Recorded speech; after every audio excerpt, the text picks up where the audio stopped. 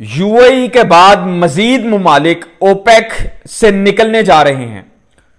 OPEC countries जो थे उनमें से सबसे पहले यूएई ने अलहदगी इख्तियार की और कहा कि टाटा बाय बाय मुझसे नहीं हो रहा। यह कंफर्म किया है रशियन मीडिया ने, क्योंकि वहां पर ex UAE ambassador Ubaid Ahmad ने बताया है कि हम बड़ी देर का सोच रहे थे कि हम ओपेक जो है ना, ओपेक और ओपेक प्लस जो है ना, इस ऑर्गेनाइजेशन को छोड़ दें, लेकिन यह है कि हमें नेशनल इंटरेस्ट की वजह से हम इसमें मजीद धकेलते जा रहे थे, लेकिन नेशनल इंटरेस्ट को मद्देनजर रखते हुए हमने इसको छोड़ दिया है। इस दौर में ओपेक जो है ना, आप पे रिस्ट्रिक्शन लगाता है कि आपने इससे ज्यादा तेल पैदा नहीं करना, हालांकि वो हमारी मर्जी होनी चाहिए कि हम कितना तेल पैदा करते हैं। याद रहे कि ऐसे ही एक काम ब्रेग्जिट, जब ब्रेग्जिट से निकला था यूके 2016 में, उसने कहा था कि जी मैं सब कुछ ठीक कर लूंगा, मैं इतना पैसा यूरोप की क्यों दे रहा हूं, और यूरोप से वो निकल गया था। जब वो निकला तो उसको पता लगा कि डिसएडवांटेजेस यूरोप से निकलने के बहुत ज्यादा हैं। उसकी वजह यह है क्योंकि वो ट्रेड बगैर टैक्स की होती थी और सारी चीजें होती थी। उसके बाद कोविड आ गया, यूके की इकोनॉमी को बहुत ज्यादा धचका पड़ा। लेकिन यह है कि यूएई ये कह रहा है कि भाई हम 3 million barrel per day produce कर रहे हैं, जबकि हमारी प्रोडक्शन कैपेसिटी इससे डबल है, तो हम ज्यादा क्यों ना प्रोड्यूस करें।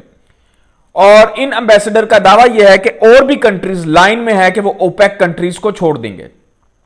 ओपेक कंट्रीज जो है ना, वो अगर आप ओपेक की ऑर्गेनाइजेशन से निकल जाओ तो मेरे ख्याल से आपको इतना कोई फर्क नहीं पड़ेगा। ये तो सिर्फ रिस्ट्रिक्शन लगाने के लिए है कि जी आपने इतना तेल पैदा करना है, ये प्राइस रखनी है। अगर आप उसी नॉर्म्स में चलें प्राइस के हिसाब से तो फिर ऐसे है। लेकिन अगर इस दौड़ में लग जाए कि अच्छा यूएई 50 लाख बैरल बना रहा है, तो इराक कहेगा कि भाई मैं क्यों काम करूं, मैं भी निकलता हूं और मैं भी ज्यादा बनाता हूं। फिर अगर सारे ही निकल जाएंगे फिर किसी का फायदा नहीं होगा। फिर कोई $100 पर बैरल पे बेचेगा, कोई $40 पर बैरल पे बेचेगा।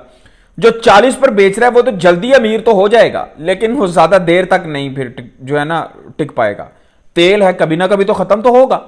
तो कितनी भी आपके पास कोशिश कर लो, तो आपको इस ऑर्गेनाइजेशन में बंधे रहने से कुछ ना कुछ एडवांटेज हो रहा था।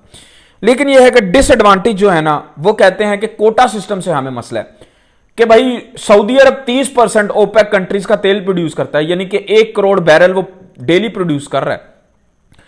तो हमें क्यों 20 लाख पे रुका हुआ है, तो हमें भी ज्यादा करने की इजाजत दे दी जाए। हालांकि सऊदी अरब और यूएई में साइज का तो बहुत फर्क है, लेकिन अपने उनके मसले हैं और वो कह रहे हैं हमारे बाद कई और कंट्रीज भी हैं जो कि ओपेक से निकलने की तैयारी कर रहे हैं।